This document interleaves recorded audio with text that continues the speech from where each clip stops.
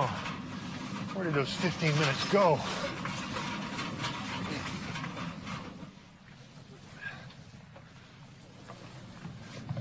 When you're sailing single-handed, you've got to do everything yourself. You've got to handle the boat, keep a lookout, navigate, cook. How can you do it?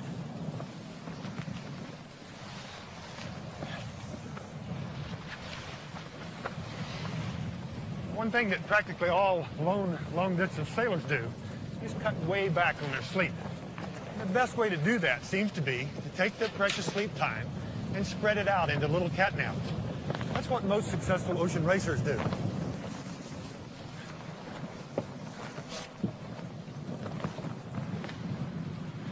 So when you know you can only get a little sleep, you break it up into tiny pieces. Does that make sense? Now there's a sleep study that aims to figure that out.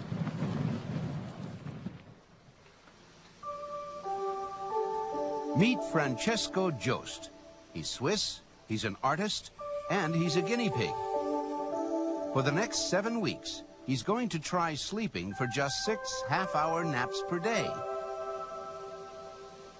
Why would he want to do that?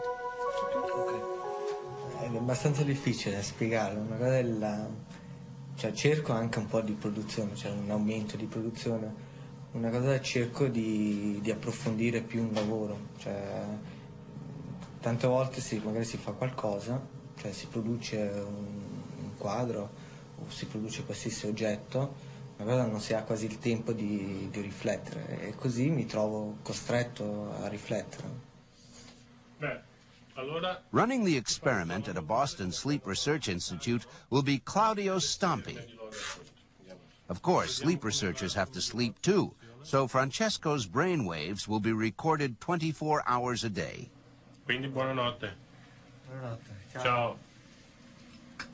The first thing to do is measure Francesco's brain waves during a normal 8-hour night's sleep to compare with what happens when he goes on the reduced schedule. Like most people, Francesco sleeps in cycles. First light sleep with small, rapid brain waves, then deep or slow wave sleep takes over. And finally, we reach rapid eye movement, or REM sleep, when we usually dream. Cycles are repeated through the night, each lasting at least 90 minutes. So one key question is, what type of sleep will Francesco's body choose if he never sleeps longer than 30 minutes? Probably what will happen is that the body will automatically prefer to concentrate on the sleep stages or in the sleep parts that are most important and most necessary. And maybe by this experiment we'll be able to select and filter out what are the physiological aspects of sleep that are more necessary. As the 49-day experiment gets underway, Francesco takes advantage of the extra work time. By day 12, he's getting used to the schedule. 3.5 hours work, a half-hour sleep. Throughout each day, he has to record in his computer how he thinks he's doing. So far, everything's on the plus side. He can concentrate, he feels alert. There are regular performance tests, too. Here, he has to subtract 9 from 691. The right answer is 682.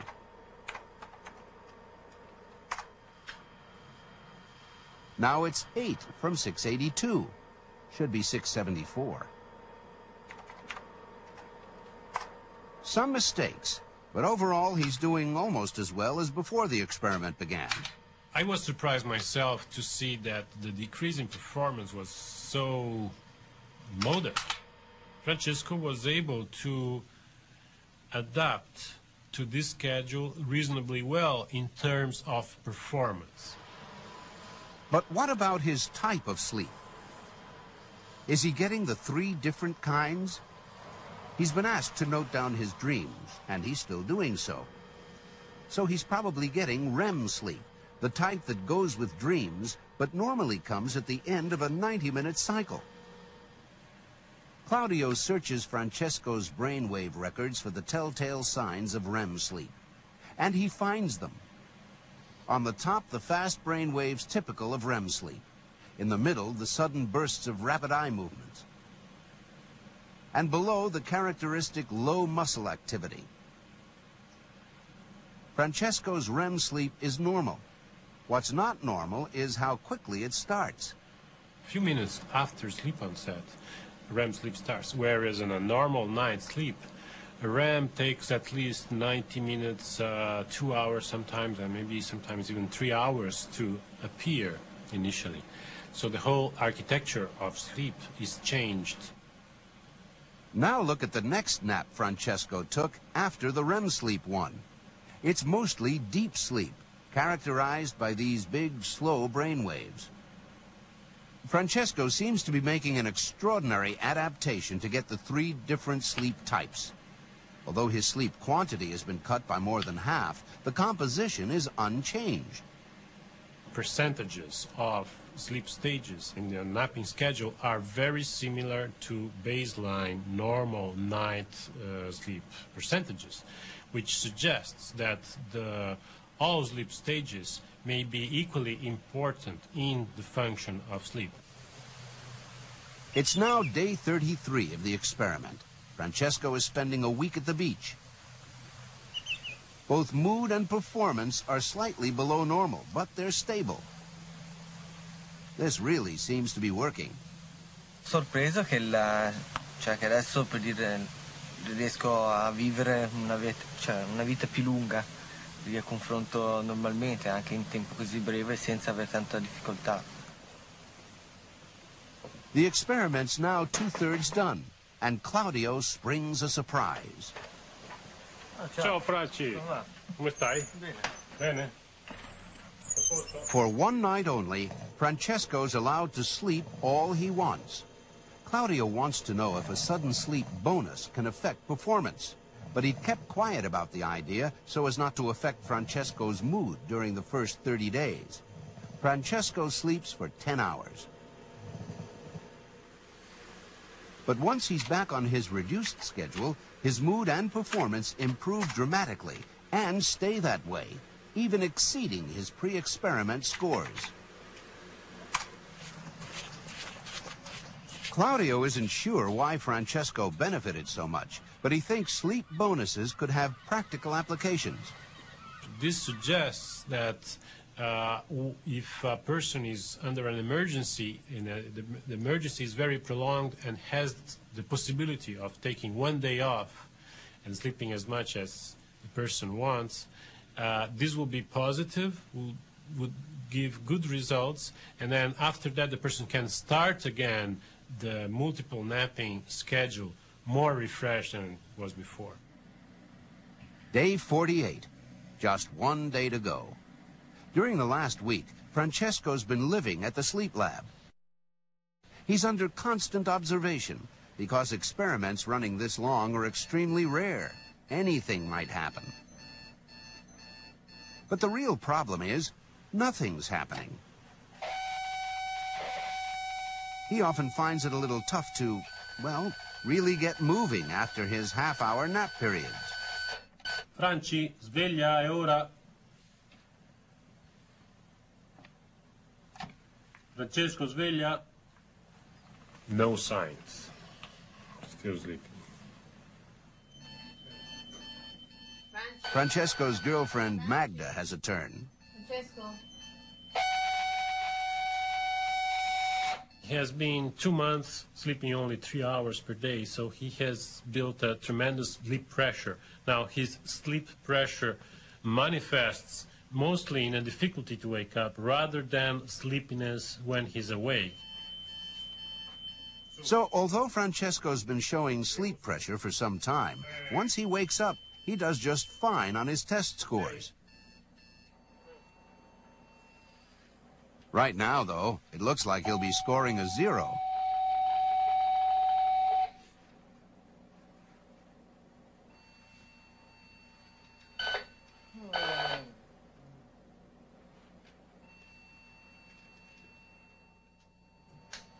Sveglia. Sveglia.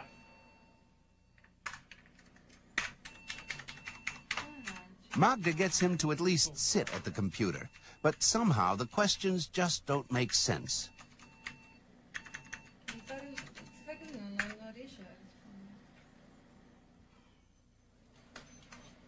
And finally, he figures if they really want me to stick with the computer, there's only one way to do it.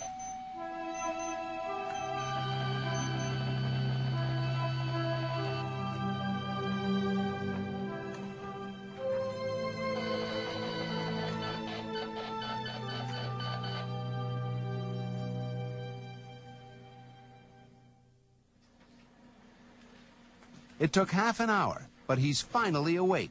And amazingly enough, his test scores are right on. He answers no to the question, do you feel tired? And yes, he can concentrate. After nearly 2 months with only 3 hours sleep a day, it's an extraordinary performance. Could anybody do it?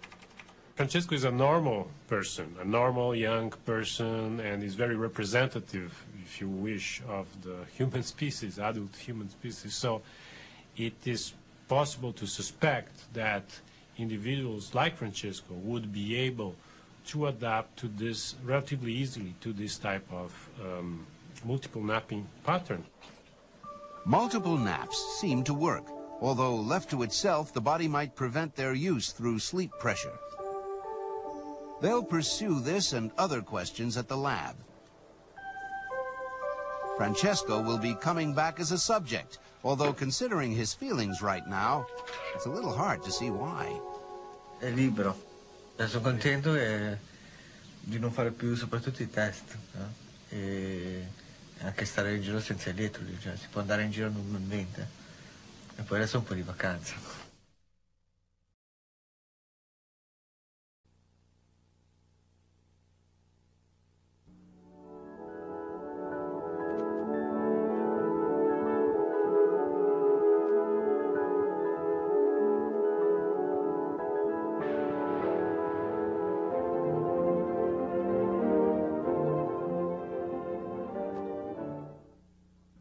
For another clue to the brain's remarkable adaptability, consider Susanna Fiennes, a London art student who has agreed to undergo a curious experience.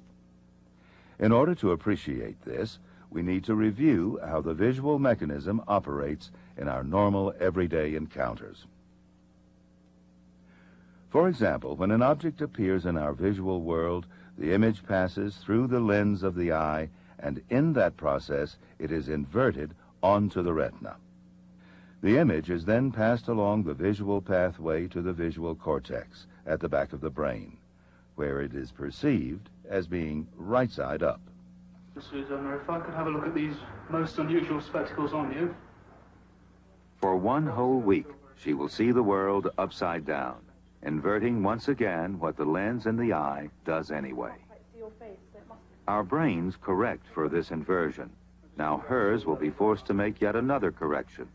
Will she be able to make sense of an upside-down world? Car's going upside down. God, that's really weird. Because I'm sure I'm holding the cup up. At home, an hour later, the world is still bewildering. Got it. It's funny, I just suddenly do it.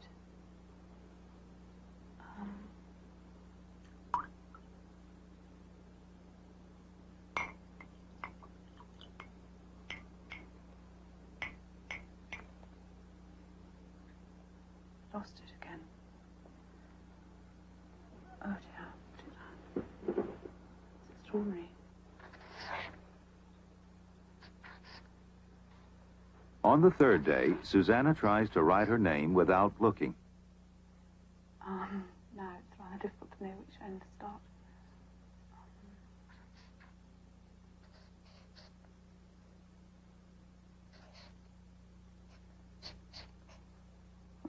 Oh no, it's getting worse and worse. I can read that end, but not the rest of it. Shall I try and write it now, so that I can read it all? Once she looks, she's able to invert the letters completely. Clearly, in 3 days, she's made progress, integrating upside-down seeing with upside-down moving.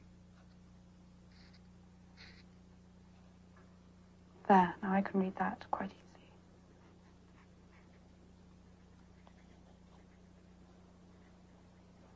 On Susanna's final day, she tries to draw. With a week's practice, she can now sign her name to the drawing right side up while looking.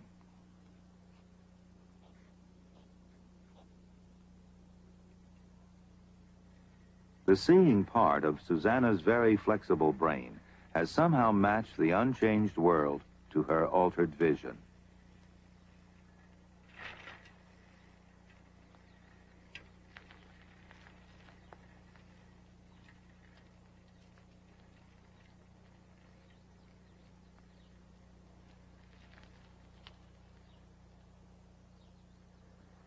Right.